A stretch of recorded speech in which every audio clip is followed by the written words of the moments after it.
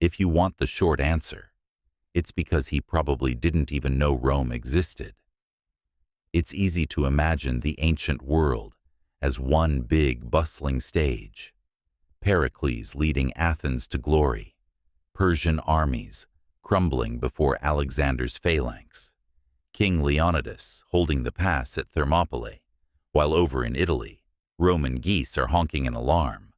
Archimedes is defending Syracuse with wild inventions, and Caesar is already crossing the Rubicon with his legions, maybe dodging Spartacus on the way.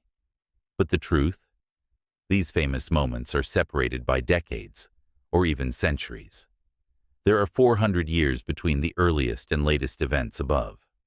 Alexander became king of Macedon in 336 BCE. Within a year, he crushed his rivals in Greece, secured his northern border, and in 334 BCE marched east with 50,000 men to challenge Persia, the ancient enemy of the Greeks. Ahead of him, legendary cities, unimaginable riches, eternal glory. And Rome? 60 years before Alexander's campaigns, Rome had been sacked and burned by the Gauls, its power shattered, its neighbors unmoved by its pleas. "Woe to the vanquished," the Gallic chieftain said, as the Romans paid a ransom in gold to be left in peace.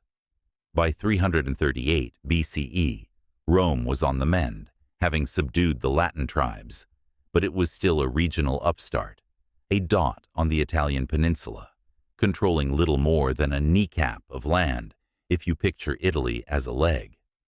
The rest belonged to powerful tribes like the Samnites, Etruscans, Sabines, and Umbrians, all rivals in their own right.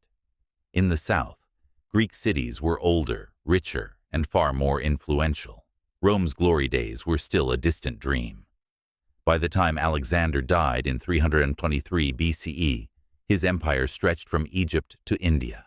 Back in Italy, Rome was still struggling for survival. In 321 BCE, 4 Roman legions were trapped and humiliated by the Samnites at Caudine Forks.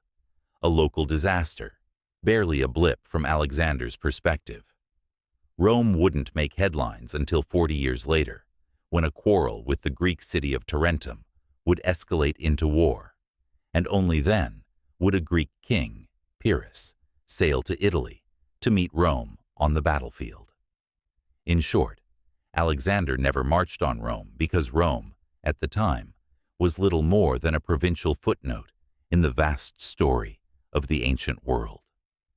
By the time the Romans began dreaming of empire, Alexander had already become a legend.